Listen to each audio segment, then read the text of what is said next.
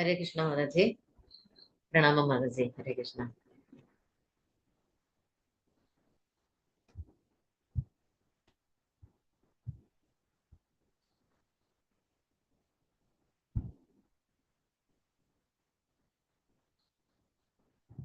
हरे कृष्णा माता जी। हरे कृष्णा।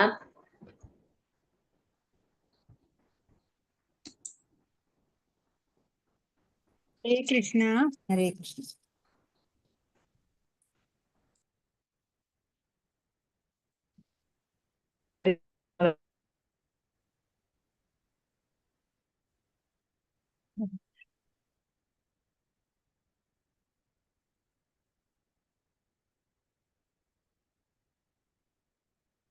ओम नमो भगवते वासुदेवाय।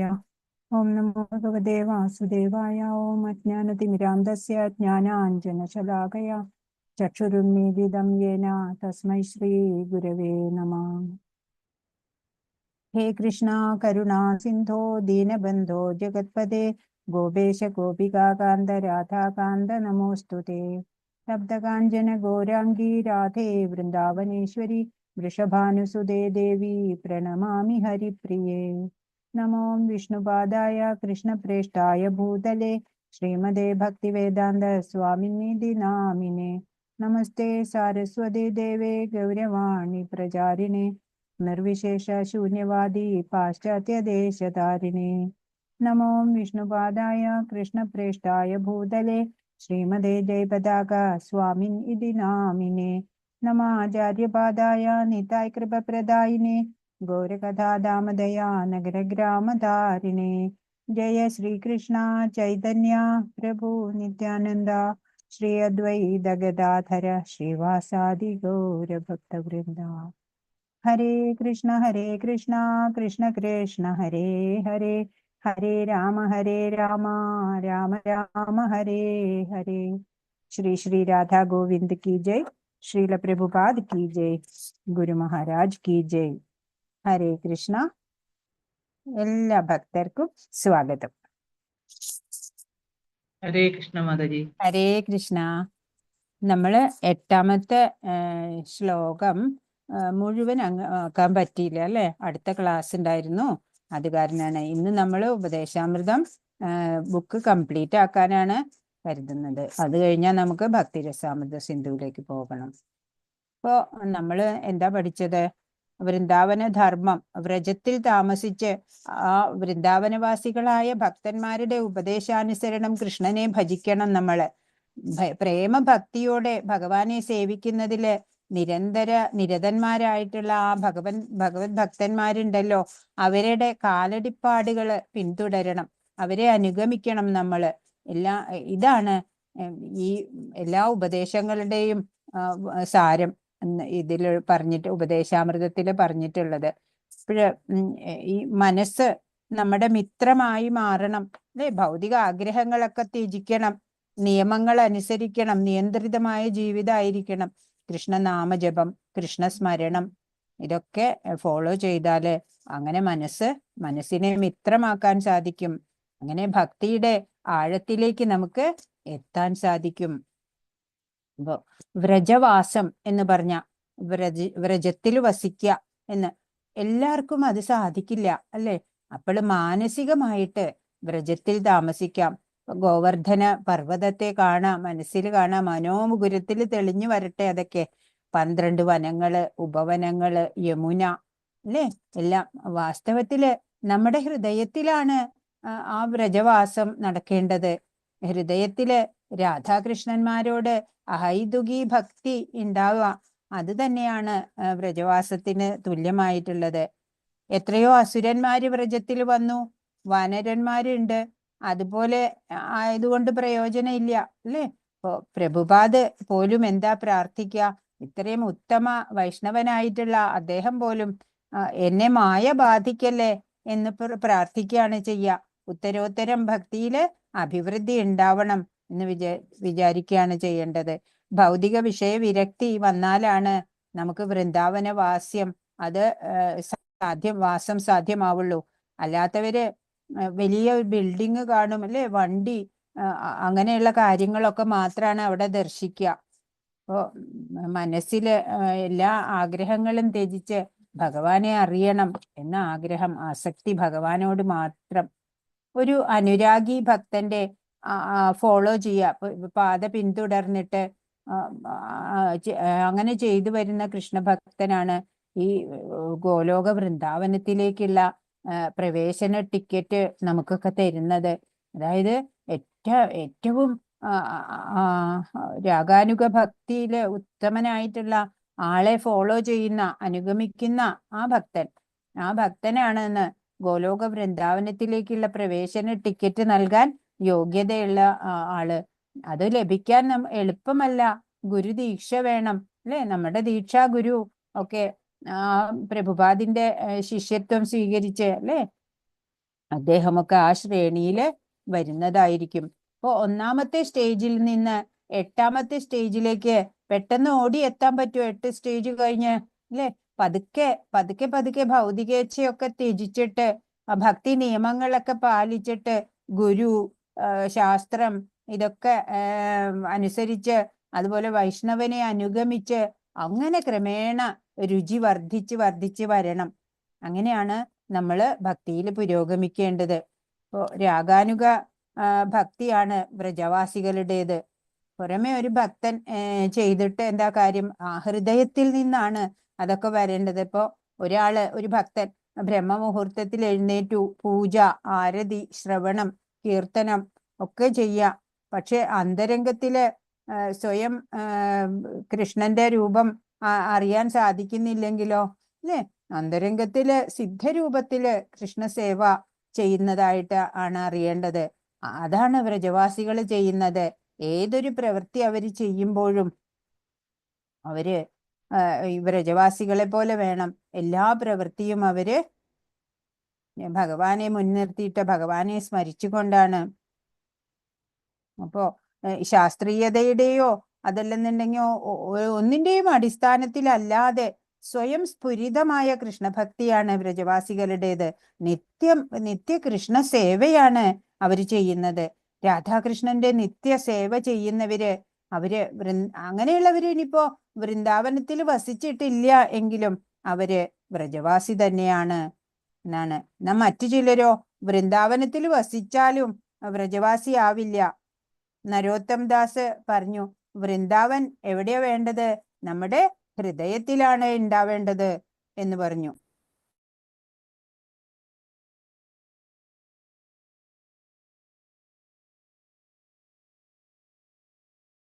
ഹരേ കൃഷ്ണ, ഹരേ കൃഷ്ണ.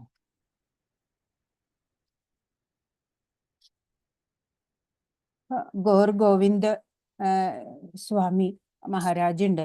അദ്ദേഹം വൃന്ദാവനത്തില് വ്രജത്തില് ഒരു കുടിലിലാണ്. അദ്ദേഹം ധ്യാനത്തിൽ ഇരിക്കുകയായിരുന്നു. ശരീരത്തിലൂടെ ഒരു പാമ്പ് എഴഞ്ഞു പോയി. അദ്ദേഹം അത് അറിഞ്ഞില്ല. പുറമെ വരുന്ന തണുപ്പോ ചൂടോ ഒന്നും അറിയില്ല. അത്രയും ഭഗവാനിൽ ലയിച്ചിരിക്കുകയാണ്.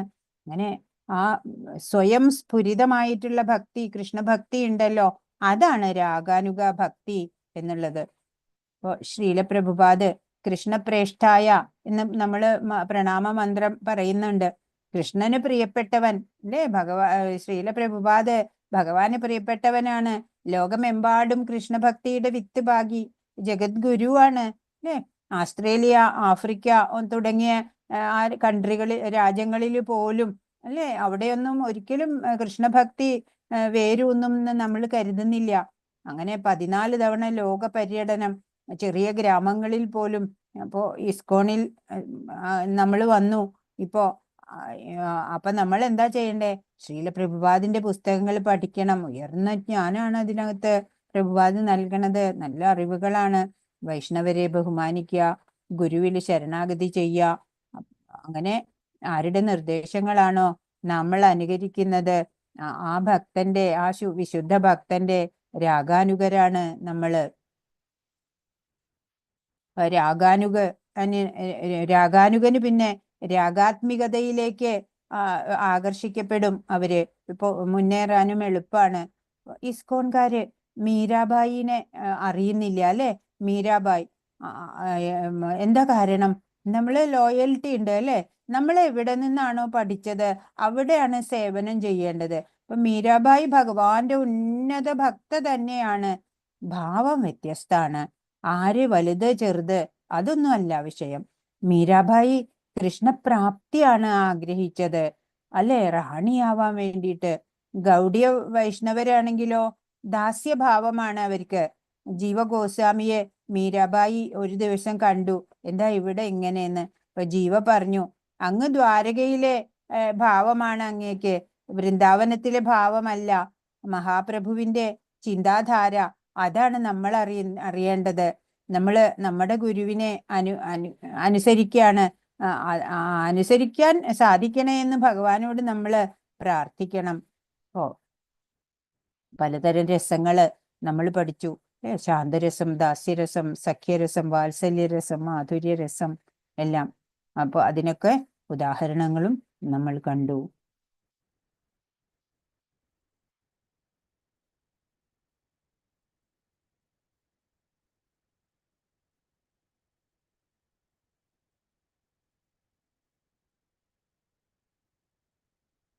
ഒൻപതാമത്തെ ശ്ലോകം.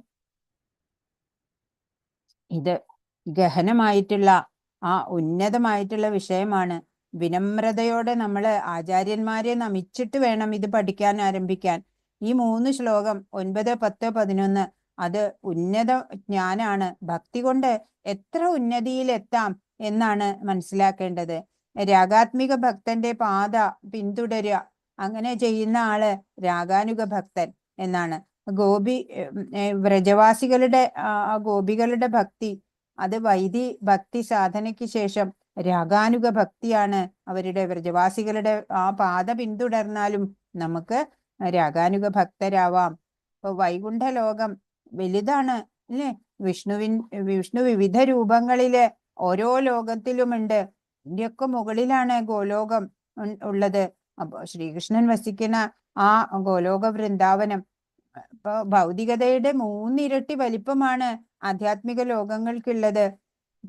അത് അവിടെ ദ്വാരക, മധുര എല്ലാം ഉണ്ട്. അതിന്റെ ഏറ്റവും മുകളില് ഗോലോകമാണ്.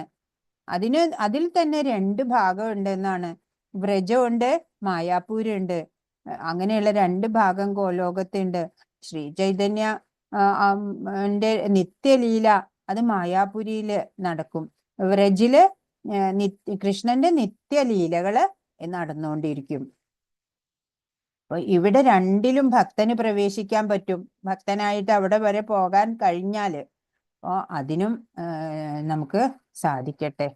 രാഗാനിക ഭക്തിയിലൂടെ ആ ശ്രേഷ്ഠമായിട്ടുള്ള സ്ഥാനം ഏതാണെന്ന് നമുക്ക് മനസ്സിലാക്കണം. മധുരേക്കാളും ഏതിനാണ് കൂടുതൽ മഹത്വം എന്ന് പറഞ്ഞു വരികയാണെങ്കിൽ മധുരേക്കാളും വൃന്ദാവനത്തിന് ശ്രേഷ്ഠത, അതിനേക്കാളും ഗോവർദ്ധനത്തിനാണ് വിശുദ്ധത, അതിനേക്കാളും ഏറ്റവും ശ്രേഷ്ഠമായത് രാധാകുണ്ടാണ്. രാഗാനുഗ ഭക്തിയിലുള്ളവർക്ക് ഏത് ദിശയിൽ സഞ്ചരിക്കണം എന്ന് പറഞ്ഞു തരികയാണ് ഇവിടെ. 9ാമത്തെ ശ്ലോകം. വൈകുണ്ഠാജനിതോ വരാ മധുപുരി തത്രാഭിരാസോത്സവാദ് വൃന്ദാരണ്യമുദാരപാണിരമണാദ് തത്രാഭി ഗോവർദ്ധന രാധാകുണ്ഡമിഹാഭി ഗോകുലപദേ പ്രേമാമൃതാപ്ലാവനാത് കുര്യാദസ്യ വിരാജതോ ഗിരിതടേ സേവാം വിവേകീനക. ഇപ്പൊ ഇവിടെ എന്താ പറയണത്? മധുര എന്ന് പറയപ്പെടുന്ന പുണ്യമായ സ്ഥലം ഭഗവാന്റെ ജനനം ഹേതുവായിട്ട് വൈകുണ്ഠത്തെക്കാൾ ദിവ്യത്വത്തിൽ മികച്ചു നിൽക്കുന്നു. മധുരയില് ഭഗവാൻ ജനിച്ചതുകൊണ്ട് വൈകുണ്ഠത്തിനേക്കാളും മേന്മ അതിനുണ്ട്. കൃഷ്ണന്റെ രാസലീലാ വിനോദങ്ങൾ ഹേതുവായിട്ട് ദിവ്യമായ വൃന്ദാവനം മധുരയേക്കാൾ ശ്രേഷ്ഠതരമാണ്. ശ്രീകൃഷ്ണൻ തന്റെ കൈകൊണ്ട് ഉദ്ധരിക്കുകയാലും അനേകം ലീലാ വിനോദങ്ങളിൽ ഏർപ്പെടുകയാലും ഗോവർദ്ധന പർവ്വതം വൃന്ദാവനത്തെക്കാൾ മേന്മയേറിയതാണ്. എല്ലാറ്റിനും മികച്ചതത്രേ ശ്രീ രാധാകുണ്ഡം.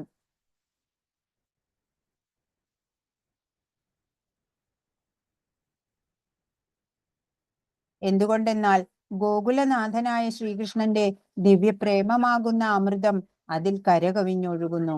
അങ്ങനെയിരിക്കെ ഗോവർദ്ധന പർവ്വതത്തിന്റെ അടിവാരത്തിലായി സ്ഥിതി ചെയ്യുന്ന ഈ രാധാകുണ്ഡത്തെ സേവിക്കുന്നതിൽ വിവേകശാലിയായ ഏതൊരാളാണ് വിമുഖനാവുക? ഇപ്പോ ഭഗവാൻ മധുരയിലെ കംസന്റെ ജയിലിൽ ജനിച്ചു അല്ലേ? അപ്പൊ അതിന് അത്രയും മഹത്വം മധുരയ്ക്ക് വന്നു. പിന്നെ വൃന്ദാവനത്തിലെ താലവനം, നിധിവനം, അങ്ങനെ തുടങ്ങി 12 വനങ്ങളുണ്ട്. ഗോവർദ്ധനം അതിലും ശ്രേഷ്ഠം, ഏറ്റവും ഉത്തമമായത് രാധാകുണ്ട് എന്ന്. എല്ലാ പവിത്ര സ്ഥാനങ്ങളിലും വെച്ച് പവിത്രം ഏത് എന്നാണ് ഇവിടെ പറയാ. ഭഗവാനോടോ മറ്റുള്ളവരോടോ തെറ്റ് ചെയ്തിട്ടാണ് നമ്മളിപ്പോ ഈ ഭൗതിക ലോകത്തേക്ക് വരാനിടയായത്. നമുക്ക് ഇവിടെ ഭൗതികതയിലുള്ള ആ ഉത്തമമായിട്ടുള്ള സ്ഥലങ്ങളിലെങ്കിലുമൊക്കെ, പുണ്യസ്ഥലങ്ങളിലൊക്കെ പോകാൻ സാധിക്കണം.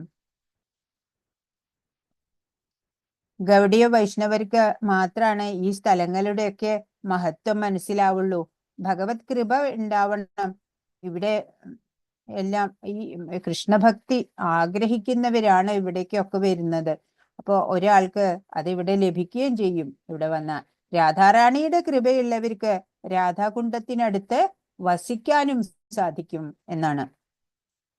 ഓ, രാധാകുണ്ഡത്തിന്റെ അന്വേഷണം നടന്നുകൊണ്ടിരിക്കുമ്പോ മഹാപ്രഭു അവിടെ നെൽകൃഷിയൊക്കെ നടന്നുകൊണ്ടിരുന്ന സ്ഥലമായിരുന്നു. അവിടെ ചെറിയൊരു ജലാശയം ഉണ്ടായിരുന്നു അവിടെ. അപ്പൊ അതിലിറങ്ങിയപ്പോ അദ്ദേഹത്തിന് മനസ്സിലായി, ഇത് രാധാകുണ്ഡം. മഹാപ്രഭുവിന്റെ ഭാവം ആ ഗൗഡിയര് അത് മനസ്സിലാക്കണം. ഓരോ സ്ഥാനങ്ങളിലും ഓരോ ഭാവമാണ് ഉള്ളത്. അപ്പോ ഇവിടെ ആ വിപ്രലംബ ഭാവമാണ് അല്ലേ? അതാണ് ഏറ്റവും ഉയർന്ന തലം. ആർക്കാണ് ഈ രാധാകുണ്ഡത്തിനടുത്ത് വസിക്കാൻ അർഹത ഉണ്ടാവുക? ഭൗതിക ആഗ്രഹങ്ങളൊക്കെ ത്യജിക്കാൻ തയ്യാറായവർക്കാണ് ഉണ്ടാവുള്ളൂ.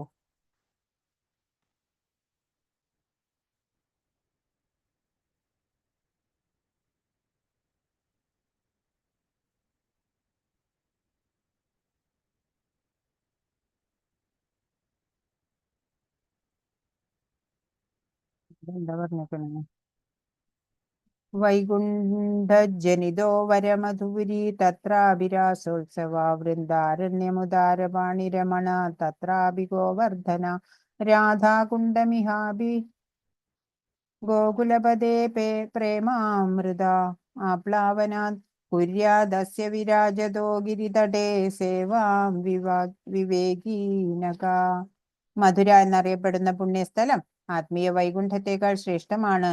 കാരണം ഭഗവാൻ അവിടെ പ്രത്യക്ഷപ്പെട്ടു. മധുരാപുരിയേക്കാൾ ശ്രേഷ്ഠമായത് കൃഷ്ണൻ രാസലീല വിനോദങ്ങൾ കാരണം വൃന്ദാവനം അതീന്ദ്രിയ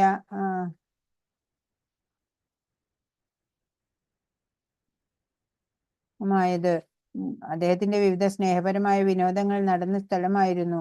കൂടാതെ എല്ലാറ്റിനും ഉപരി അതിശ്രേഷ്ഠമായ ശ്രീ രാധാകുണ്ഡം പരമോന്നതമായി നിലകൊള്ളുന്നു. കാരണം ഇത് ഗോകുലനാഥനായ ശ്രീകൃഷ്ണന്റെ അമൃത പ്രേമത്താൽ നിറഞ്ഞിരിക്കുന്നു. അങ്ങനെയെങ്കിൽ ഗോവർദ്ധന മലയുടെ ചുവട്ടിൽ സ്ഥിതി ചെയ്യുന്ന ഈ ദിവ്യമായ രാധാകൃഷ്ണനെ സേവിക്കാൻ മനസ്സില്ലാത്ത ആ ബുദ്ധിമാൻ വ്യക്തി എവിടെയാണ്, ആരാണ് വിമുഖത കാണിക്കുക എന്ന്.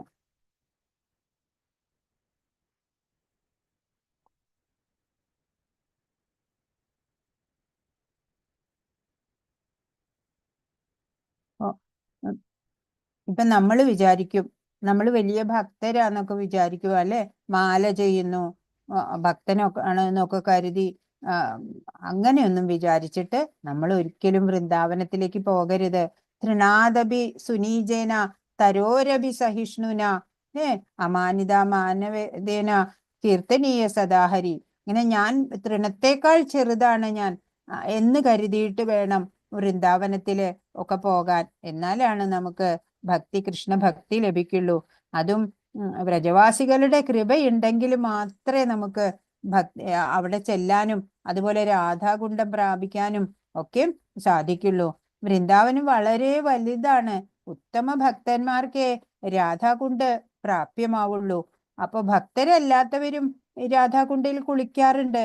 പക്ഷെ രാധാകുണ്ഡം എന്ന തീർത്ഥത്തിന്റെ പവിത്രതയൊന്നും അവർക്ക് മനസ്സിലാവില്ല, അറിയാൻ സാധിക്കുന്നില്ല. ശ്രീമതി രാധാറാണിയും ശ്രീകൃഷ്ണനുമായിട്ട് നിത്യലീല ഇപ്പോഴും നടക്കുന്നുണ്ട് അവിടെ എന്നാണ്. സദ്ഭാവനയോടെ വേണം, നല്ല ആദരവോടെ വേണം നമ്മൾ അവിടെയൊക്കെ എത്താന്. കൃഷ്ണപ്രേമമുണ്ട് അവിടെ. ഒരു ഗൗഡീയ വൈഷ്ണവന് മാത്രമേ അത് മനസ്സിലാക്കാനും കഴിയുള്ളൂ. അവിടെ നിത്യവാസം ചെയ്യാം എന്നുള്ളത് പുണ്യം തന്നെയാണ്. രഘുനാഥ് ഗോസ്വാമിയുടെ സമാധിയുണ്ട് അവിടെ. അക്ബർ ചക്രവർത്തി ഒരിക്കൽ രഘുനാഥ ഗോസ്വാമിയോട് ഈ സ്ഥലത്തിന്റെ മഹത്വം ചോദിച്ചപ്പോൾ ഗോസ്വാമി അദ്ദേഹത്തിന് ദിവ്യദൃഷ്ടി നൽകാണ് ഉണ്ടായത്. അദ്ദേഹം കണ്ടത് എന്താ? സാക്ഷാൽ ഗോലോക വൃന്ദാവനാണ്. ഒരു കല്ലിൽ തന്നെ ഇത്രയേറെ രത്നങ്ങള് ഉള്ളതായിട്ട് കാണുകയാണ്. അത്രയ്ക്ക് അക്ബറിന്റെ കൊട്ടാരത്തിൽ പോലും ഇല്ല, അത്രയ്ക്കും മൂല്യവത്താണ് അത്. ഇപ്പൊ റെക്റ്റാങ്കിൾ ഷേപ്പില് ഒരു വിശാലമായിട്ടുള്ള ഒരു സരോവരമാണ് രാധാകുണ്ട്. അങ്ങനെ ഇതൊക്കെ നമ്മൾ ഈ മഹത്വമൊക്കെ കേട്ട ഉടനെ സൂട്ട് കേസും എടുത്ത് രാധാകുണ്ടിൽ പോവണ്ട. ഭൗതിക ഇച്ഛകളൊക്കെ ത്യജിച്ച ഒരാൾ മാത്രമേ അവിടെ പോകേണ്ടതുള്ളൂ. മറ്റുള്ളവരൊക്കെ മാനസികമായിട്ട് ശുദ്ധതയ്ക്കായിട്ട് പ്രാർത്ഥിക്കണം. ദിവ്യപ്രകൃതിയും അതുപോലെ ആധ്യാത്മിക മഹത്വവും ശരിയായി മനസ്സിലാക്കണം. സ്വപ്രയത്നം കൊണ്ട് ഓരോരുത്തർക്കും ആ ഹൃദയശുദ്ധി സാധിക്കും.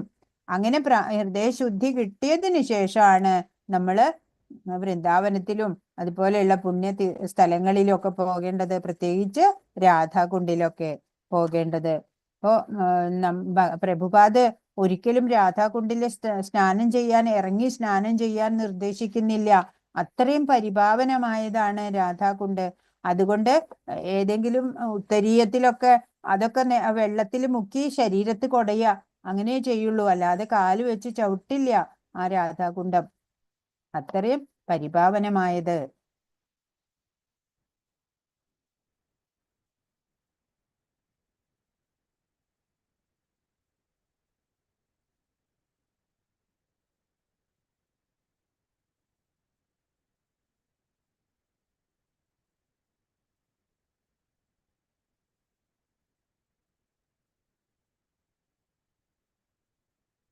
ഹരേ കൃഷ്ണ. ശ്ലോകം 10, 11 നോക്കാം.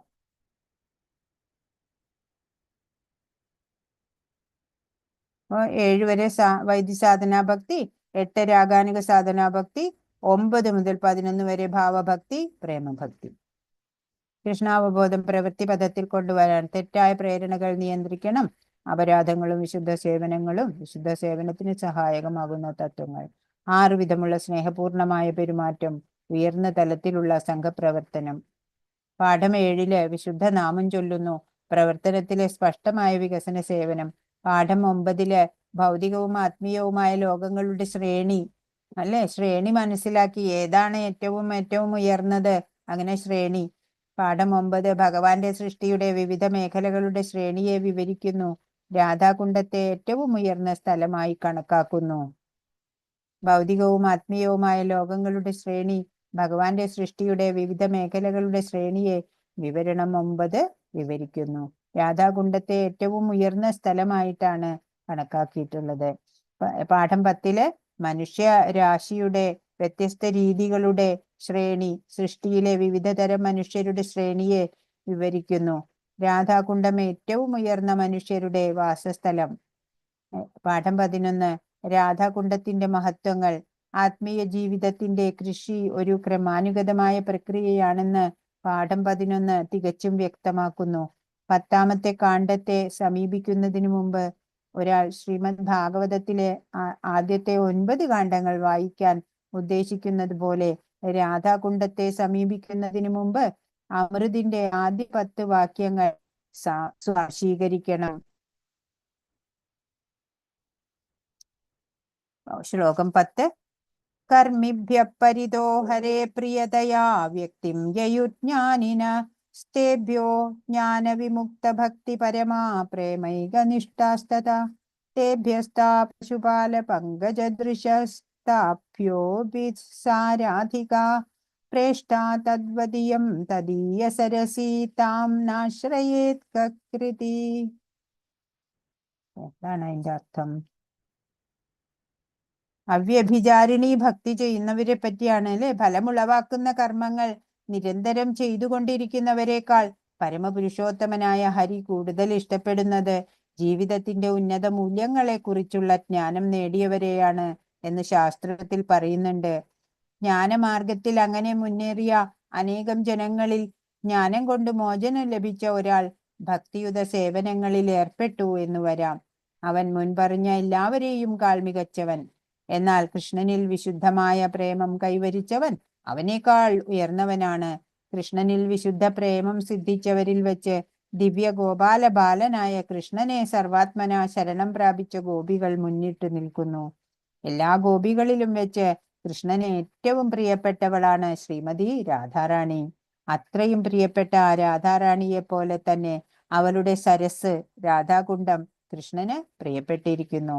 അങ്ങനെയിരിക്കെ ആ രാധാകുണ്ഡത്തിൽ താമസിച്ച് ആനന്ദ ഉന്മാദമുളവാക്കുന്ന അപരാകൃത ഭക്തിഭാവങ്ങളാൽ നിർഭരമായ ആത്മീയ ശരീരത്തോടുകൂടി ദിവ്യ ദമ്പതികളായ ശ്രീ ശ്രീ രാധാ ഗോവിന്ദന്മാരുടെ പ്രേമസേവനത്തിൽ 8 തരത്തിലുള്ള ദൈനംദിന വിനോദങ്ങളായ അഷ്ടകാലീയ ലീലകളിൽ ഏർപ്പെട്ടുകൊണ്ടിരിക്കുന്ന ശ്രീ ശ്രീ രാധാ ഗോവിന്ദന്മാരുടെ പ്രേമസേവനത്തിൽ ആരാണ് നിമഗ്നരാവാതിരിക്കുക? തീർച്ചയായും ഈ പ്രപഞ്ചത്തിൽ ഏറ്റവും ഭാഗ്യവാന്മാർ രാധാകുണ്ഡക്കരയിലിരുന്ന് പ്രേമഭക്തി സേവനം നിർവഹിക്കുന്നവരാണ്.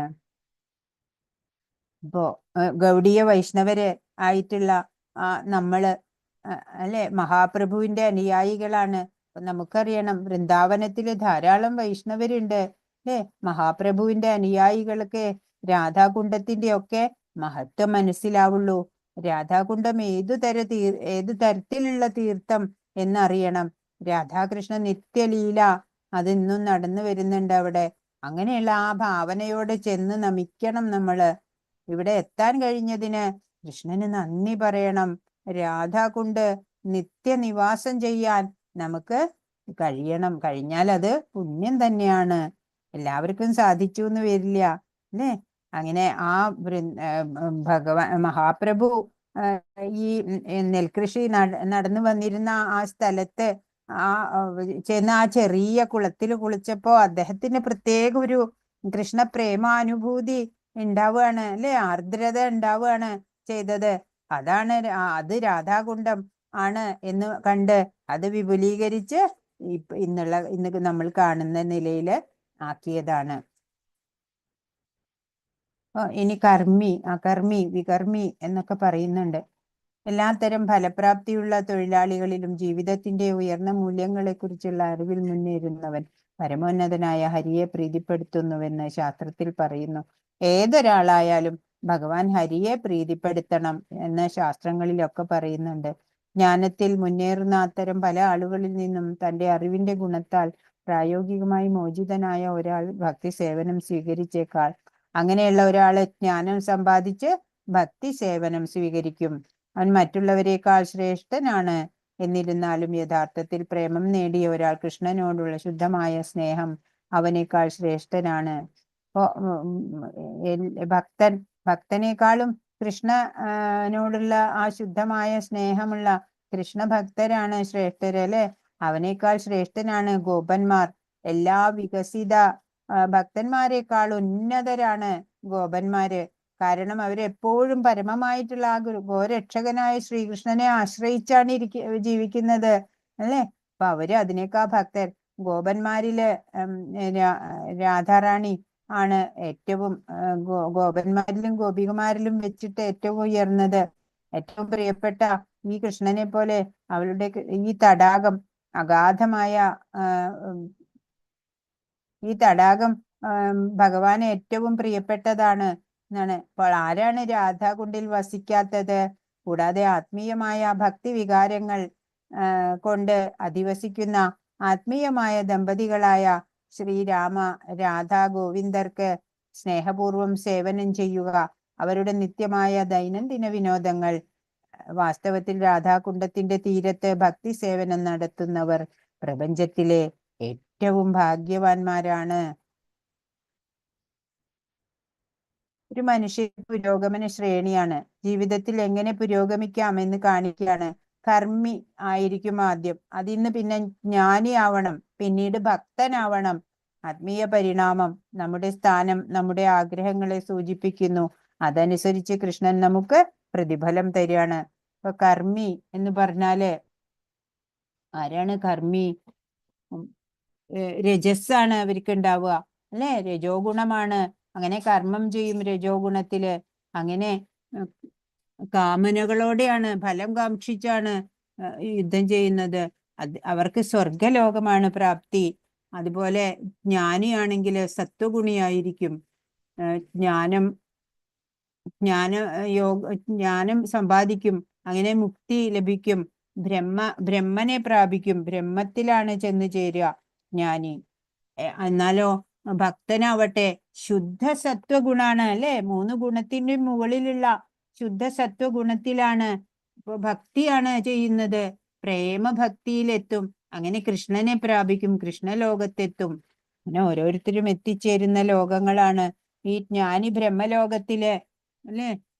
കർമ്മിയാണെങ്കിൽ സ്വർഗലോകത്തില്, ഭക്തനാണെങ്കിൽ കൃഷ്ണലോകത്തിലെത്തും എന്നാണ് പറയുന്നത്.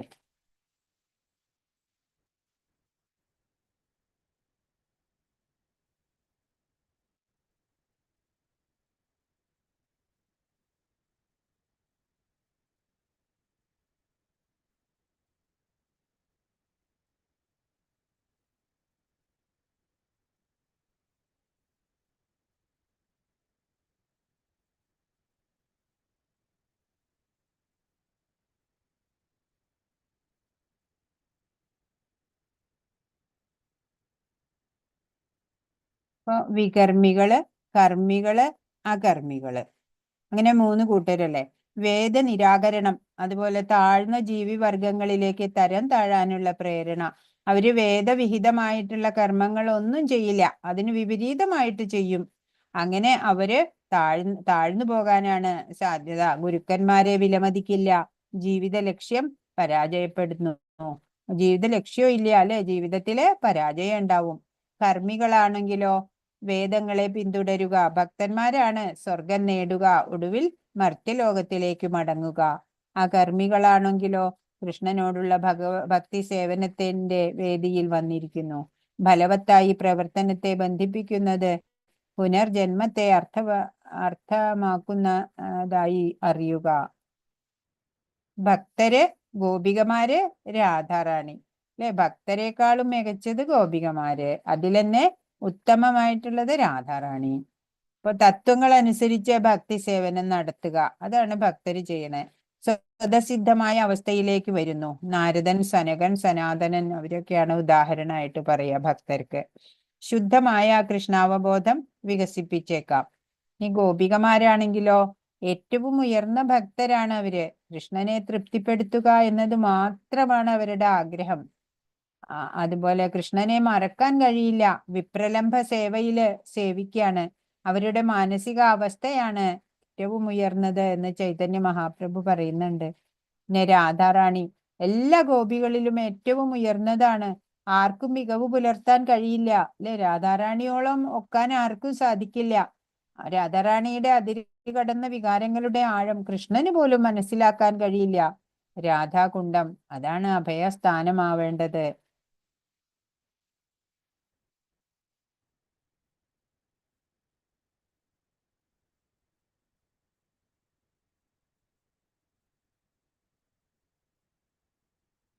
ഒരു ജ്ഞാനി പ്രേമയുത ഭക്തി സേവനത്തിൽ ഏർപ്പെട്ടാൽ അവൻ ഒട്ടും താമസിയാതെ സാധാരണ ജ്ഞാനിയേക്കാൾ കൂടുതൽ ഉത്കർഷമുള്ളവനായി തീരും എന്നാണ്.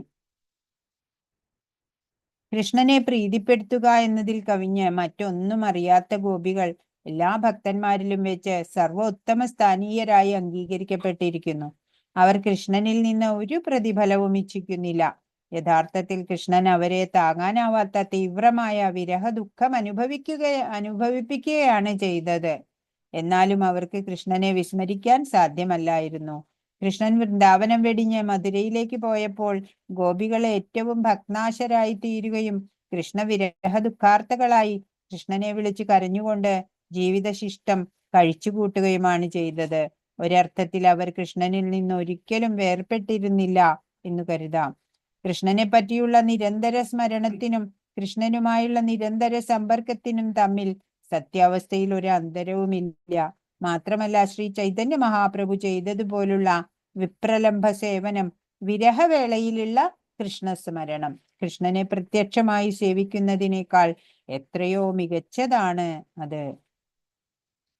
അങ്ങനെ നോക്കുമ്പോ നിർമ്മലമായ കൃഷ്ണപ്രേമം സമൃദ്ധമായി വിളങ്ങുന്ന ഭക്തന്മാരിലെ ഗോപികളാണ് ഏറ്റവും ഉന്നതര്. അങ്ങനെയുള്ള ഗോപികളിലും വെച്ച് ശ്രീമതി രാധാറാണിയുടെ സ്ഥാനം സർവോത്തമം. ശ്രീമതി രാധാറാണിയുടെ പ്രേമയുത ഭക്തി സേവനത്തെ അതിശയിക്കുവാൻ മറ്റാർക്കും സാധിക്കില്ല. യഥാർത്ഥത്തില് കൃഷ്ണന് പോലും ശ്രീമതി രാധാറാണിയുടെ ഭാവദാർഢ്യം മനസ്സിലാക്കാൻ സാധിച്ചിട്ടില്ല. തന്മൂലം അദ്ദേഹം രാധാറാണിയുടെ ഭാവത്തില് ശ്രീ ചൈതന്യ മഹാപ്രഭുവായിട്ട് അവതരിച്ചു. ആ ദേവിയുടെ ദിവ്യഭാവങ്ങൾ ശരിക്കും മനസ്സിലാക്കാൻ വേണ്ടിയിട്ടാണ്. നമ്മള് പാപങ്ങളൊന്നും ചെയ്യാതെ സത്കർമ്മങ്ങളൊക്കെ ചെയ്ത് അല്ലെ, ദുർജന സംസർഗമൊന്നും കൂടാതെ ഇപ്പൊ ഹോട്ടലില് പോവുക, മദ്യം, മാംസം, നാരി, അതൊക്കെ ഡയറക്റ്റ് പാപമാണ് അല്ലേ. ഇപ്പൊ IT ഫീൽഡില് മോശം വീഡിയോസ് ഒക്കെ ഉണ്ടാക്കിയിട്ട് അപ്ലോഡ് ചെയ്യുക അല്ലെ, കുകർമ്മികളാണ് അവര്. മനുഷ്യന്റെ മനസ്സിനെ ദൂഷിതമാക്കുന്ന തരത്തിലുള്ള പ്രവർത്തനങ്ങളൊക്കെ ചെയ്യുന്നവര്, അവരൊക്കെ കുകർമ്മികൾ എന്നാണ് അവരെയൊക്കെ പറയുക. മനുഷ്യൻ തത്വം മനസ്സിലാക്കാനാണ് ശ്രമിക്കേണ്ടത്. ഇന്ദ്രിയ സന്ദർപ്പണത്തിന് സമയം ചെലവഴിക്കുകയല്ല വേണ്ടത്. സകാമകർമ്മങ്ങള് ഈ ഭൗതിക ലോകത്തിൽ നമ്മളെ തളച്ചിടും. ആഗ്രഹ കാമനകളോടുകൂടി കർമ്മം ചെയ്യുമ്പോൾ നമ്മൾക്ക് ഈ ഭൗതികതയിൽ നിന്ന് മോചനം കിട്ടില്ല. ഭൗതിക ഇച്ഛയൊക്കെ വെടിഞ്ഞിട്ട് ഉള്ള ആ ത്യാഗി ഉണ്ടല്ലോ, അദ്ദേഹമാണ് ജ്ഞാനി എന്നുള്ളത് പറയാ. രാധാറാണി കൃഷ്ണഭക്തരിൽ വെച്ച് ഏറ്റവും മികച്ചവളാണ്.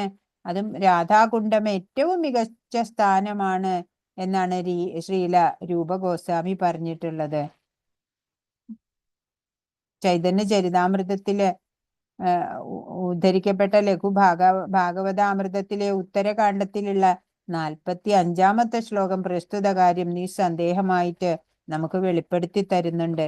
യഥാ രാധാ പ്രിയാ വിഷ്ണോസ്തസ്യാ കുണ്ഡം പ്രിയം തഥാ സർവഗോപീഷു സൈവൈകാ വിഷ്ണോരത്യന്തവല്ലഭ. പരമപുരുഷോത്തമനായ വിഷ്ണുവിന് രാധാദേവി എപ്രകാരം പ്രിയപ്പെട്ടിരിക്കുന്നുവോ അപ്രകാരം തന്നെ പ്രിയപ്പെട്ടതാണ് അവളുടെ സ്നാനസ്ഥാനമായ രാധാകുണ്ഡം. എല്ലാ ഗോപികളിലും വെച്ച് രാധാദേവി അദ്ദേഹത്തിന്റെ ഏറ്റവും പ്രിയപ്പെട്ട വല്ലഭയാണ്.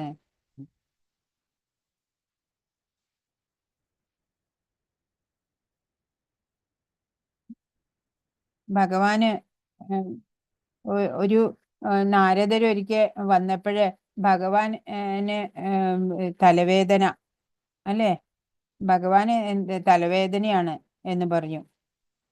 അപ്പൊ നമ്മള് എന്താ കാണുന്നത്, ഈ ദ്വാരകയിലാണ് അല്ലെ സംഭവം നടക്കണത്. നാരദമുനി കൃഷ്ണൻ ഇങ്ങനെ വിഷമിച്ചിരിക്കണ കണ്ടിട്ട് ചോദിക്കുകയാണ്, ഇതുവരെ ഇങ്ങനെ കണ്ടിട്ടില്ലാലോ, അപ്പൊ തലവേദനയാന്ന് പറയാണ്. എന്താ മരുന്ന് വേണ്ടത് ചോദിച്ചു. അപ്പൊ കേവലം ഒരു ചികിത്സയുള്ളൂ അതിന്, ഭക്തചരണത്തിലെ പാദധൂളി അത് ഇട്ടാല്, അങ്ങനെ ഇട്ടാലാണ് ഈ തലവേദന മാറുള്ളൂ. അപ്പൊ ഭഗവാന് പാദധൂളി ആര് നൽകും? രുക്മിണിയോട് പറഞ്ഞു. രുക്മിണി പറഞ്ഞു, ഭ്രാന്താണോ? ഈ ഏത് പത്നിയാണ് ഭർത്താവിന് പാദധൂളി ശിരസിൽ ധരിക്കാൻ കൊടുക്കുക? അങ്ങനെ പറഞ്ഞ എല്ലാവരും നിരസിച്ചു. അപ്പോഴേ ഗോപികള് പറഞ്ഞു, എത്ര വേണമെങ്കിലും തരാം, ഞങ്ങളുടെ കൃഷ്ണന് സുഖായാ മതി. അവര് മണ്ണിൽ നൃത്തം ചെയ്തു, എന്നിട്ട് ആ പാദധൂളി എടുത്ത് നൽകി. അങ്ങനെ നരകത്തിൽ പോകേണ്ടി വരും, എങ്കിലും കുഴപ്പമില്ല, ഞങ്ങളുടെ കൃഷ്ണന് അസുഖം ഭേദമാവണം. അതാണ് അല്ലേ ഭക്തര്, സാമാന്യ ഭക്തര്, വിശുദ്ധ ഭക്തര്, പ്രേമ ഭക്തര്, അങ്ങനെയൊക്കെ ഉണ്ട്. ഭക്തി കഴിഞ്ഞിട്ട് രാഗാനുഗ ഭക്തിയിലൂടെ പ്രേമ ഭക്തിയിലെത്തിയവരാണ് അവര്. ഭഗവാനിലെ പൂർണ്ണമായിട്ട് ആശ്രയിച്ചിട്ടുള്ള ശ്രേഷ്ഠ ഭക്തരാണ് അവര്.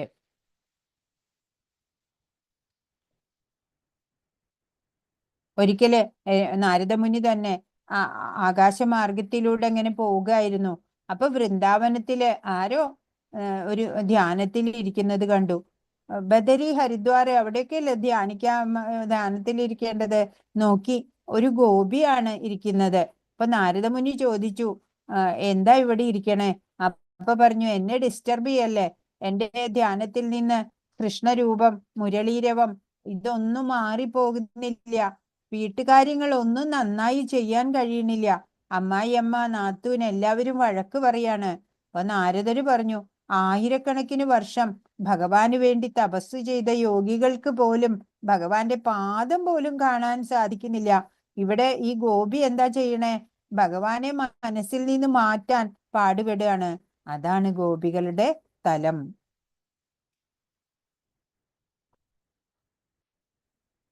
ഹരേ കൃഷ്ണ. ശ്ലോകം 11. കൃഷ്ണസ്യോച്ചൈ പ്രണയവസതി പ്രേയസീഭ്യോപി രാധ കുണ്ഡം ചാസ്യാമുനിഭിരഭിതസ്താദൃദിഗേവ വ്യഥായി യത് പ്രേഷ്ടൈരപ്യലമസുലഭം കിം പുനർഭക്തിഭാജാം തത് പ്രേമേദം സകൃദപി സരസ്നാദുരാവിഷ്കരോതി. ആണ് പറയണേ.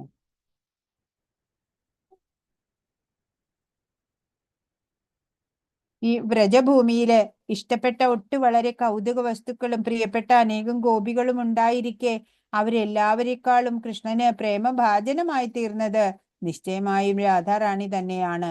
മഹർഷിമാർ അതുപോലെ അവളുടെ സരസിനെ എല്ലാവിധത്തിലും അദ്ദേഹത്തിന് പ്രിയപ്പെട്ടതായി വർണ്ണിച്ചിട്ടുണ്ട്. എത്രയും വലിയ ഭക്തന്മാർക്ക് പോലും രാധാകുണ്ഡം സുലഭമായി പ്രാപിക്കാൻ സാധ്യമല്ല. അങ്ങനെയിരിക്കെ സാധാരണ ഭക്തന്മാർക്ക് അത് കൂടുതൽ ദുഷ്പ്രാപ്യം തന്നെ. ഈ പുണ്യതീർത്ഥത്തിൽ ഒരു തവണയെങ്കിലും സ്നാനം ചെയ്യുന്നവന് വിശുദ്ധമായ കൃഷ്ണപ്രേമം ജാഗരൂകമായി തീരും. രാധാകുണ്ഡത്തിന്റെ മഹത്വം ആണ് ഈ ശ്ലോകം പറയുന്നത്. ആചാര്യ നിർദ്ദേശം അനുസരിക്കുക വേണ്ടത് പ്രഭുപാദ് പറയുന്നു. പ്രഭുപാദ് പറഞ്ഞത് രാധാകുണ്ഡത്തില് കാല് വെക്കരുത്, വെള്ളം എടുത്തിട്ട് മേല് കൊടയ മാത്രം ചെയ്യാനേ പാടുള്ളൂ. ഒരു ഭക്തൻ രാധാകുണ്ഡത്തിലെ ഒരു തവണയെങ്കിലും സ്നാനം ചെയ്യുന്നതായാൽ ഗോപികളുടേതുപോലുള്ള വിശുദ്ധമായ കൃഷ്ണപ്രേമം അവനിൽ പ്രത്യക്ഷമാവുമെന്നാണ് പറയുന്നത്. രാധാകുണ്ഡത്തിന്റെ തീരത്തില് ഒരാൾക്ക് സ്ഥിരമായി താമസിക്കാൻ പറ്റിയില്ലെങ്കിലും അയാൾ ആ സരസിൽ കഴിയുന്നിടത്തോളം പ്രാവശ്യം സ്നാനം ചെയ്യുകയെങ്കിലും വേണമെന്ന് ശ്രീലരൂപ ഗോസ്വാമി നിർദ്ദേശിക്കുന്നുണ്ട്. ഭക്തിനിഷ്ഠമായ ഈശ്വര സേവനത്തിൽ ഇത് സുപ്രധാനമായിട്ടുള്ള ഒരു ഇനമാണ് രാധാകുണ്ഡത്തിലെ സ്നാനം. അപ്പോ ഇത്തരം ഭക്തിവിനോദ ഠാക്കൂർ പ്രസ്താവിക്കുന്നത് എന്താണ്? ശ്രീമതി രാധാറാണിയുടെ സഖികളെപ്പോലും വിശ്വസ്ത ദാസികളെപ്പോലെയും കൃഷ്ണസേവനം പോഷിപ്പിക്കണമെന്ന് താല്പര്യമുള്ളവർ തിരഞ്ഞെടുക്കേണ്ട ഏറ്റവും പവിത്രമായ സ്ഥാനം ശ്രീ രാധാകുണ്ഡമാണ് എന്ന്. ആത്മീയ ശരീരം ലഭിച്ചിട്ട്, അതായത് സിദ്ധദേഹന്മാരായി തീർന്ന് കൃഷ്ണന്റെ ദിവ്യലോകമായ ഗോലോക വൃന്ദാവനത്തിലേക്ക് തിരിച്ചു ചെല്ലാൻ ആഗ്രഹിക്കുന്ന ജീവന്മാർ രാധാകുണ്ഡത്തിൽ പാർക്കുകയും ശ്രീ രാധാറാണിയുടെ വിശ്വസ്ത ദാസികളുടെ ആശ്രയം തേടുകയും അവരുടെ നിർദ്ദേശമനുസരിച്ച് നിരന്തരം കൃഷ്ണസേവനത്തിൽ മുഴുകുകയും വേണം. ചൈതന്യ മഹാപ്രഭുവിന്റെ മേൽനോട്ടത്തില് ഭക്തി സേവനം ചെയ്യുന്നവർക്ക് ഏറ്റവും മികച്ച നാരദനെയും സനകനെയും പോലുള്ള മഹർഷികൾക്കും മഹാഭക്തന്മാർക്കും രാധാകുണ്ഡത്തിൽ സ്ഥാനം ചെയ്യുന്നതിനുള്ള അവസരം ലഭിക്കുന്നില്ല എന്ന് ശ്രീല ഭക്തി സിദ്ധാന്ത സരസ്വതി ഠാക്കൂർ വ്യക്തമാക്കിയിട്ടുണ്ട്. അപ്പൊ പിന്നെ സാധാരണ ഭക്തരുടെ കഥ പറയാനുണ്ടോ അല്ലേ? അപ്പോ ഗോപികളെ പോലെ അവരും ഒരിക്കലെങ്കിലും നമുക്കും അല്ലെ ഗോപികളെ പോലെ ഒരു തവണയെങ്കിലും സ്നാനം ചെയ്യാൻ ഇടയാവണം. അപ്പോഴാണ് ഗോപികളെ പോലെ നമ്മൾ കൃഷ്ണനിലെ ദിവ്യപ്രേമമുള്ളവരായിട്ട് മാറുള്ളൂ. ഭഗവാനെ ഭക്തിപൂർവ്വം സേവിക്കുന്നതില് നിരന്തരം നമ്മൾ നിമഗ്നരാവണം. രാധാകുണ്ഡത്തിൽ പതിവായി സ്നാനം ചെയ്യുക, ഭൗതിക ഭാവനകളിൽ നിന്നൊക്കെ മുക്തമാവുക, ശ്രീ രാധാറാണിയെയും ദേവിയുടെ ദാസികളായ ഗോപികളെയും ആശ്രയിച്ചു കഴിയുക. അങ്ങനെ ജീവിതകാലം പൂർണ്ണമായും കഴിച്ചു കൂട്ടിയാൽ ശരീരം ഉപേക്ഷിച്ച ശേഷം അയാൾക്ക് രാധാദേവിയെ സേവിക്കുന്നതിനു വേണ്ടി ഭഗവത് സന്നിധിയിലേക്ക് തിരിച്ചെത്താം, ഭഗവത് ധാമത്തിലേക്ക് എത്താം. രാധാകുണ്ഡ തീരത്തിലിരുന്ന് ജീവിച്ചിരിക്കുമ്പോൾ എപ്രകാരം ഭാവന ചെയ്തിരുന്നുവോ അപ്രകാരം അയാൾക്ക് രാധാദേവിയെ സേവിക്കുകയും ചെയ്യാം. രാധാകുണ്ഡത്തിന്റെ കരയ്ക്ക് താമസവും ആ ദിവ്യ സരസിൽ പ്രതിദിനം സ്നാനവും ഭഗവത് സേവനത്തിന്റെ പരമകാഷ്ഠയാണ് എന്നത്രേ ഇപ്പറഞ്ഞതിന്റെ എല്ലാം സാരം. മഹാമുനികളും മഹാഭക്തന്മാരുമായ നാരദൻ മുതലായവർക്ക് പോലും അപ്രാപ്യമായ ഒരു സൗഭാഗ്യമാണ് ഇത്. രാധാകുണ്ഡത്തിന്റെ പ്രശസ്തിക്ക് അതിരില്ല എന്ന് നമ്മൾ മനസ്സിലാക്കണം. രാധാകുണ്ഡ സേവനം കൊണ്ട് ഗോപികളുടെ ശാശ്വതമായ മാർഗനിർദ്ദേശം നേടി ശ്രീമതി രാധാറാണിയുടെ സേവകനായി തീരാനുള്ള അവസരം ലഭ്യമാവുന്നതാണ്. ഉദ്ധവര് പരമഭക്തനാണ് അല്ലെ. ആ ഉദ്ധവര് വൃന്ദാവനത്തിലെ ഒരു പുൽക്കൊടിയാവണം എന്നാണ് ആഗ്രഹിച്ചത്. കാരണം എല്ലാവരുടെയും പാദം അതിൽ സ്പർശിക്കുമല്ലോ, അതിനു വേണ്ടിയിട്ട്. ഇപ്പൊ ഗോപിമാരുടെ അതുപോലെ മഞ്ചരിമാരുടെ ഒക്കെ പാത പിന്തുടരാണ് നമ്മൾ ചെയ്യേണ്ടത്. കൃഷ്ണ പ്രേമ ഭക്തി നമുക്കപ്പോ ലഭിക്കുകയാണ് ചെയ്യുക. ഭക്തിഭാവത്തിൽ വേണം നമ്മൾ അവിടെ തീർത്ഥസ്ഥാനങ്ങളിലൊക്കെ എത്താൻ. തീവ്രമായിട്ടുള്ള ആഗ്രഹം, ആദരവ് ഒക്കെ വേണം. ഒരിക്കലും സ്നാനം ചെയ്താല് നമുക്ക് കൃഷ്ണഭക്തി ലഭിക്കും. മാനസികമായിട്ട് നമുക്ക് ചെയ്യാനും സാധിക്കും. ഈ പ്രപഞ്ചത്തില് ഏറ്റവും ദുർലഭമായതാണ് അത് അല്ലേ. അപ്പോ നമ്മൾ മാനസികമായിട്ട് വ്രജത്തിൽ വസിച്ചു, അല്ലെങ്കിൽ രാധാകുണ്ഡത്തിൽ സ്നാനം ചെയ്തു എന്നൊക്കെ സങ്കല്പിക്കാൻ പറ്റും. എങ്ങനെയാണ് രാധാകുണ്ഡം ഉണ്ടായത് അത് നമുക്ക് നോക്കാം. കൃഷ്ണന്റെ ഏറ്റവും പ്രിയപ്പെട്ട ശ്രീമതി രാധാറാണിയുടേതാണ്. രാധയെ പോലെ കൃഷ്ണന് പ്രിയപ്പെട്ടത് രാധാകുണ്ഡം. ഭക്തി സേവനത്തിൽ പൂർണ്ണമായി ഏർപ്പെട്ടിരിക്കുന്ന മഹത് വ്യക്തികൾ പോലും വളരെ അപൂർവമായി മാത്രമേ കൈവരിച്ചു. ഒരു ഭക്തൻ ഒരിക്കൽ രാധാകുണ്ഡത്തിൽ കുളിക്കുകയാണെങ്കിൽ ഗോപികുമാരുടെ പശ്ചാത്തലത്തിൽ കൃഷ്ണനോട് ശുദ്ധമായ സ്നേഹം വളർത്തും. രൂപഗോസ്വാമി പറയും, കഴിയുന്നത്ര തവണ ഭക്തി സേവനത്തിന്റെ നിർവഹണത്തിലെ ഏറ്റവും പ്രധാനപ്പെട്ട ഇനാണ് രാധാകുണ്ഡത്തിൽ കുളിക്കല്. രാധാകുണ്ഡം അപൂർവമായി മാത്രമേ ലഭിക്കൂ എന്ന് മുന്നറിയിപ്പ് നൽകുന്നു. മഹർഷിമാരും നാരദനെ പോലുള്ള ഭക്തരും ഒന്നും ഇത് കണ്ടിട്ടില്ല. വിവരണം 10. എന്തുകൊണ്ടാണ് ഗോപികൾ എല്ലാ ഭക്തന്മാരെക്കാളും ഉയർന്നത്? അവര് എന്താണ് പറയാനറിയോ? നമുക്ക് നോക്കാം. രാധാകുണ്ഡം ഉണ്ടായത്, രാധാകുണ്ഡം എങ്ങനെയാണ് ഉണ്ടായത് എന്നുള്ളതിനെ കുറിച്ച് ഒരു കഥ പറയാം. അതൊരു ലീലയാണ്. ഭഗവാന്റെ കൃഷ്ണലീലയില് വരുന്നത് തന്നെയാണ്. കൃഷ്ണനും ഗോപന്മാരും ഒക്കെ കൂടെ കളിച്ച് നടക്കുകയായിരുന്നു. ആ സമയത്ത് അരിഷ്ടാസുരൻ ഒരു കാളയുടെ രൂപത്തിൽ വരികയാണ്. അങ്ങനെ കൃഷ്ണൻ അതിനെ വധിക്കും. അപ്പോ വധിച്ചപ്പോ ഗോപികൾ പറഞ്ഞു, നീ അശുദ്ധനായി, ഇനി നീ എല്ലാ തീർത്ഥങ്ങളിലും സ്നാനം ചെയ്തിട്ട് വേണം വരാൻ എന്ന് പറഞ്ഞു. നീ ഒരു ഗോവിനെയാണ് കൊന്നിരിക്കണേ എന്നൊക്കെ പറഞ്ഞു. അപ്പോ ഭഗവാൻ എന്തു ചെയ്തു? ഉപ്പുറ്റി കൊണ്ട് ഒരു കുഴി പോലെ ഉണ്ടാക്കി. എന്നിട്ട് ഗംഗ, യമുന, കാവേരി, സിന്ധു, നർമ്മദ അങ്ങനെയുള്ള എല്ലാ പുണ്യ നദികളും അതിൽ വന്ന് ചേരുകയാണ് ചെയ്തത്. അപ്പൊ രാധാറാണിയോട് എന്നിട്ട് പറഞ്ഞു, അതിൽ സ്നാനം ചെയ്തു കൃഷ്ണൻ. എന്നിട്ട് രാധാറാണിയോട് പറഞ്ഞു, നിങ്ങളും അശുദ്ധരാണ്. എന്താണ് നിങ്ങള് ഈ ഒരു അസുരനെ കണ്ടിട്ടാണ് നിങ്ങൾ പറഞ്ഞത് ഗോവാണ്, ഗോവിനെ വധിച്ചു എന്ന്. അതിനാൽ തന്നെ നിങ്ങളും പാപം ചെയ്തവര് തന്നെയാണ് എന്ന് പറയാണ്. അപ്പോ രാധാറാണിയോട് പറഞ്ഞു, നിങ്ങളും ഇതുപോലെ തീർത്ഥങ്ങളിലൊക്കെ കുളിച്ചു വരൂ എന്ന്.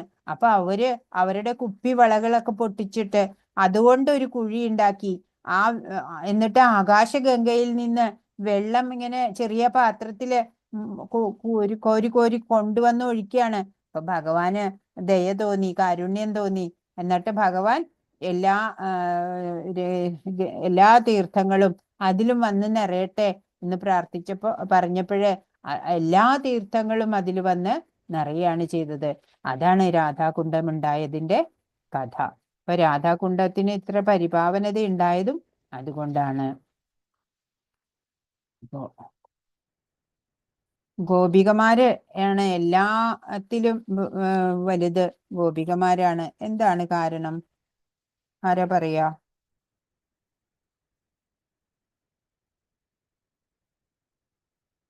ഭഗവാന്റെ സേവ ചെയ്തപ്പോ ഭഗവാന് തലവേദന എടുത്തപ്പോ ഗോപികമാരല്ലേ സേവ ചെയ്തത്, അതെ അതെ. അതുകൊണ്ട്. ഹരേ കൃഷ്ണ. അവർക്ക് അനന്യ ഭക്തിയാണ് അല്ലെ. ഭക്തി. അതെ. യഥാ വ്രജഗോപികാനാം എന്നാണ് നാരദ ഭക്തി സൂത്രത്തിൽ പറഞ്ഞിട്ടുള്ളത്. അവര് ഒരു നിമിഷം, ഒരു മാത്ര പോലും ഭഗവാനെ മറക്കുന്നില്ല. എപ്പോഴും ഭഗവാനെ സ്മരിച്ചുകൊണ്ടാണ് അവര് പശുവിനെ കറക്കുന്നതും പാല് വിൽക്കുന്നതും എല്ലാം തന്നെ. അതുകൊണ്ടാണ് ഉത്തമ ഭക്തരാണ് അവര് പറയുന്നത്. വിപ്രലംബ സേവനം എന്ന് പറഞ്ഞ എന്താണ്? ആരാ പറയാ?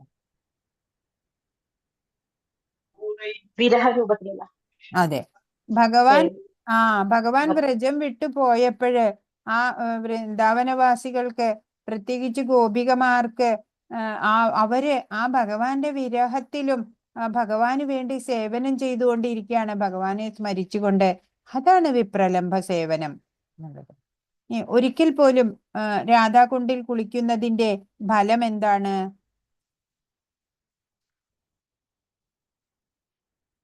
എന്താണ്? ഒരു തവണയെങ്കിലും സ്നാനം ചെയ്യുന്നവന് വിശുദ്ധമായ കൃഷ്ണപ്രേമം ജാഗരൂകമായി തീരും എന്നാണ് അല്ലേ. അത്രയും പരിപാവനമായതാണ് രാധാകുണ്ഡം എന്നാണ്. അങ്ങനെ നമ്മള് ഈ ഉപദേശാമൃതം എന്നുള്ള പുസ്തകം ഇവിടെ അവസാനിപ്പിച്ചിരിക്കുകയാണ്. നമ്മള് അടുത്ത ക്ലാസ് സമയമാറ്റം ഉണ്ടാവോ അറിയില്ല. നിങ്ങൾക്കൊക്കെ ഏത് സമയമാണ് സ്യൂട്ടബിൾ ആയത്? മാതാജി പറയുമ്പോലെ നോക്കാൻ പറ്റുന്നവർക്ക്. ശരി ശരി. ഹരേ കൃഷ്ണ മാതാജി, ഞാൻ അടുത്ത ആഴ്ച വൃന്ദാവനത്തിൽ പോകുന്നുണ്ട് കേട്ടാ. ആയി ഹരി മാതാജിയൊക്കെ അനുഗ്രഹിക്കണേ. ഉണ്ട്. അത് ഭാവന, ആ ഭാവന ഇപ്പൊ ഇന്ന് നമ്മൾ പഠിച്ചില്ലേ? അതെ അതെ, അത് കേൾക്കുമ്പോഴാ. അതന്നെ, ആ ഭാവനയോട് കൂടി പോയിക്കോളൂ. അതെ, അപ്പൊ അത് കേൾക്കുമ്പോ തന്നെ കണ്ണു നിറഞ്ഞു പോകുന്നു അതെ മാതാജി. അതെ അതെ. കൊറേ അതേപോലെ തൃണാദ നാളായി ആ കൊറേ നാളായി വിചാരിക്കുന്നു. അപ്പൊ തിങ്കളാഴ്ചത്തേക്ക് പോകണം വിചാരിക്കുന്നു. ഇപ്പോഴും ഭാഗ്യം ഉണ്ടായില്ലേ മാതാജിക്ക്? അയ്യോ, ഈ മാതാജിമാരുടെ ഒക്കെ എല്ലാവരുടെയും പ്രഭുക്കന്മാരുടെ ഒക്കെ കൃപ ഉണ്ടായിട്ട് അതുണ്ടായാൽ മതിയായിരുന്നു. ഹരേ കൃഷ്ണ. ഹരേ കൃഷ്ണ. പോയി വന്നിട്ട് ഡീറ്റെയിൽ ആയിട്ട് പറഞ്ഞു പറയാം മാതാജി. ഞങ്ങൾ ഒരാഴ്ച ഉണ്ടാവും അവിടെ. നല്ലതായി. അങ്ങനെ എല്ലാവർക്കും സാധിക്കില്ല എപ്പോഴൊന്നും. സാധിക്കുന്ന ഭാഗ്യവാന്മാര്. അത്രയും നമ്മള് ആ ഭാവഭക്തിയോടുകൂടി പോയിട്ട് അവിടെ എല്ലാ സ്ഥലങ്ങളും ദർശിച്ചു വരണം കേട്ടോ. 2 വർഷം മുന്നേ ഞാൻ പോയിട്ട് വന്നു, ഒറ്റ ദിവസത്തേക്കായിരുന്നു. അപ്പൊ ഞാൻ ഭഗവാനോട് പറഞ്ഞു, ഈ ഒരു ദിവസത്തേക്ക് എന്തിനാ മാത്രം എന്നെ വിളിച്ചത്, എനിക്കിനി വരാൻ പറ്റില്ലായിരുന്നു. അപ്പൊ അതാ ഭഗവാൻ അറിയില്ല, എല്ലാവരുടെയും കൃപ കൊണ്ട് സാധിക്കുന്നു വിചാരിക്കുന്നു. ഹരേ കൃഷ്ണ. Thank you. അപ്പൊ ഹരേ കൃഷ്ണ. ഹരേ കൃഷ്ണ ഹരേ കൃഷ്ണ കൃഷ്ണ കൃഷ്ണ ഹരേ ഹരേ, ഹരേ രാമ രാമ രാമ ഹരേ ഹരേ. വാഞ്ചകൽപതരുഭ്യശ്ച കൃപാ സിന്ധുഭ്യേവ ച പതിതാനാം പാവനേഭ്യോ വൈഷ്ണവേഭ്യോ നമോ നമഃ. അനന്തകോടി വൈഷ്ണവ വൃന്ദ കി ജയ്. ശ്രീല പ്രഭുപാദ് കി ജയ്. ഗുരു മഹാരാജ് കി ജയ്. ഹരേ കൃഷ്ണ. ഹരേ കൃഷ്ണ മാതാജി, പ്രണാമം.